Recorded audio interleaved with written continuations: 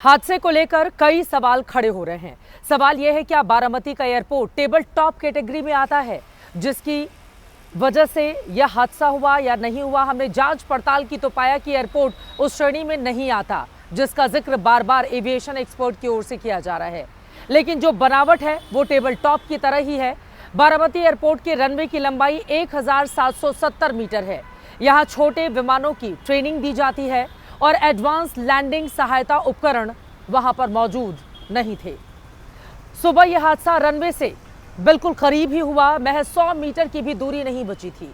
Top angle से ली गई तस्वीरों में क्रैश साइट और रनवे की दूरी आप साफ साफ देख पा रहे हैं। प्लेन क्रैश को लेकर कुछ सवाल भी यहां पर पूछे जा रहे हैं। क्या हादसा तकनीकी खराबी की वजह से हुआ? क्या पायलट की गलती से विमान क्रैश हुआ? क्या विमान पर पायलट ने अपना कंट्रोल खो दिया था? क्या रनवे को समझने में पायलट नाकाम रहे? क्या विमान हादसा महज मानवीय भूल है? क्या मौसम की वजह से लैंडिंग में दिक्कत हुई या फिर हादसे की वजह कुछ और तो नहीं है? आखिरी 100 सेकंड में आखिर क्या हुआ था जिसके कारण अजित पवार हमारे बीच नहीं रहे? ये एक्सक्लूसिव रिपोर्ट देखिए।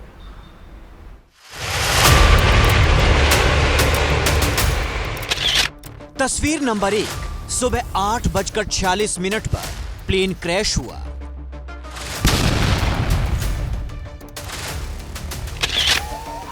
तस्वीर नंबर 2, धू धू कर जलता विमान। तस्वीर नंबर 3, आग पर काबू करते बचाव कर्मी। तस्वीर नंबर 4, हादसे वाली जगह पर फैले दस्तावेज। इन चारों तस्वीरों में अजीत पवार के आखिरी पलों की पूरी कहानी कैद है। करीब आधे घंटे का सफर तय करने के बाद बारामती के रनवे पर विमान को लैंड होना था, लेकिन मंजिल से चंद कदमों की दूरी पर चंद सेकंड पहले ही प्लेन क्रैश हो गया।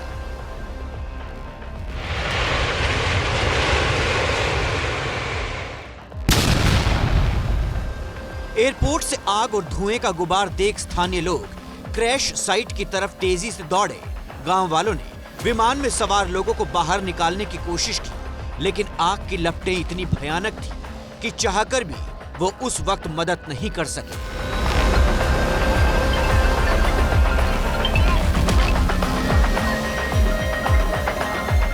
डीजीसीए को और एआईबी को भी अलर्ट करके उनके ऑफिसर को भी यहाँ पे साइट पे भेजने के लिए बोल दिया है और जैसे ही वो आएंगे उनकी जांच की वो भी शुरू हो जाएगी।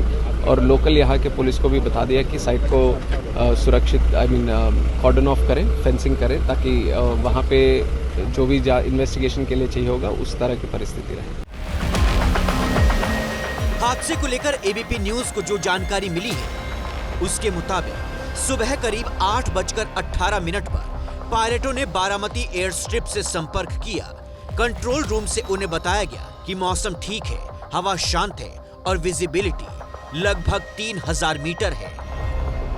करीब 25 मिनट का सफर तय करने के बाद विमान धीरे धीरे रनवे 11 की ओर उतरने लगा, लेकिन जब पहली बार लैंडिंग की कोशिश हुई तो पायलटों को रनवे साफ दिखाई नहीं दिया। चारों ओर हल्की धुंध और जमीन के पास कम विजिबिलिटी की वजह से उन्होंने तुरंत फैसला लिया कि ऐसे में उतरना खतरे से खाली नहीं है।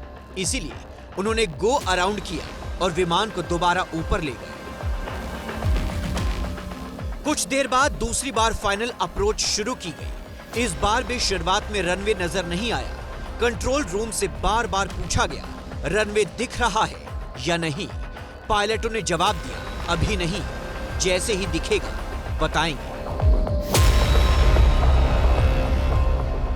कुछ ही पलों के बाद उन्होंने कंट्रोल रूम से तीसरी बार संपर्क किया और बताया कि अब रनवे दिख रहा है।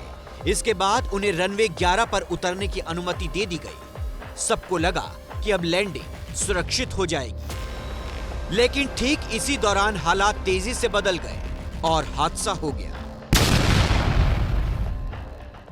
डीजीसीए के मुताबिक ये एक टेबल टॉप रनवे है। लगभग 100 फीट की ऊंचाई पर विमान का संतुलन बिगड़ गया। दूसरे लैंडिंग के दौरान विमान रनवे तक पहुंचने से पहले ही जमीन पर जाकर टकरा गया। फोरेंसिक की टीम जांच कर रही है हादसे के कारणों को समझने में लगी है। घटना स्थल पर कुछ दस्तावेज और कागजात गिरे हुए दिख रहे हैं जो आग की लपटों में आने से बच गए। विमान के कुछ टुकड़े भी मिले हैं जो आग की लपटों से बच गए हैं।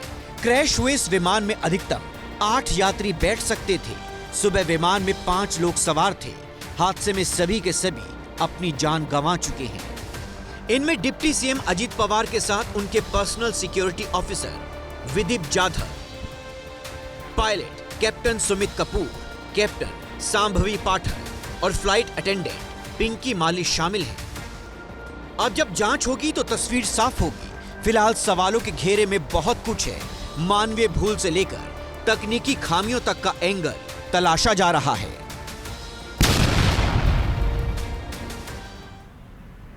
तस्वीरें आपने देख ली जो बेहद भयावह हैं।